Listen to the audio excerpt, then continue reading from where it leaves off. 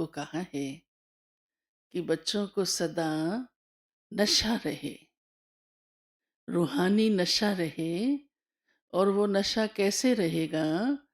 जब स्वदर्शन चक्र घुमाते रहेंगे, क्योंकि बुद्धि चलती रहेगी, सोच चिंतन चलता रहेगा, पॉजिटिविटी रहेगी, तो नशा भी रहेगा। नहीं तो माया हैरान करती है। बाबा ने कहा कई बच्चों को माया बहुत परेशान करती है। क्यों? कारण क्या होता है? क्योंकि बुद्धि कहाँ न कहाँ फंसी हुई होती है, मित्र संबंधियों में फंस जाती है, इधर उधर की बातों में। माया तो हैरान करने के लिए खड़ी ही है।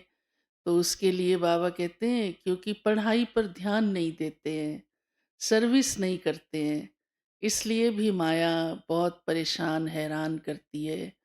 तो बाबा उसका हमें यही हल देते हैं, बच्चे आपका चिंतन सदा एहसासों के प्रति शुभ रहे, सेल्फ रियलाइजेशन रहे।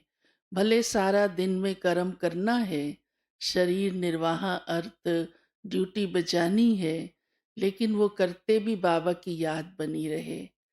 बाबा साथ में कहते हैं रात का समय तो होता है अपना, रात को सिमरन करो, बाबा की याद में ही रह करके फिर विश्राम में जाओ। तो बाबा की याद में रहते बाबा को गुड नाइट करके सोते हैं, तो बाबा की याद से स्थिति स्वतः अच्छी रहती है, तो नींद भी अच्छी आएगी, अमृत वेला भी अच्छा होगा। बाबा ने और बड़े अच्छे राज की बात सुनाई है कि मैं ताकतवर क्यों हूँ, क्योंकि सबसे सर्वशक्तिवान अथॉरिटी ऑलमाइटी तो एक भगवान को ही कहा जाता है।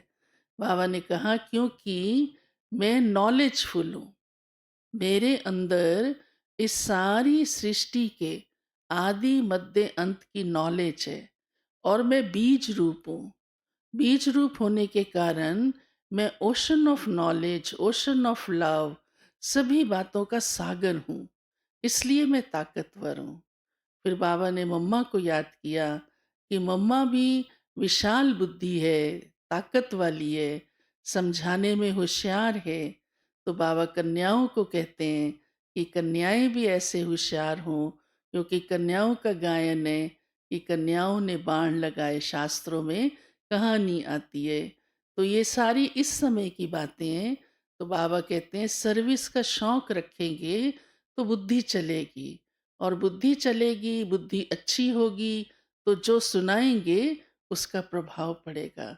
तो बच्चों को सर्विस का भी शौक हो और पढ़ाई भी अच्छी रीति पढ़ें, तो माया भी हैरान परेशान नहीं कर सकती है।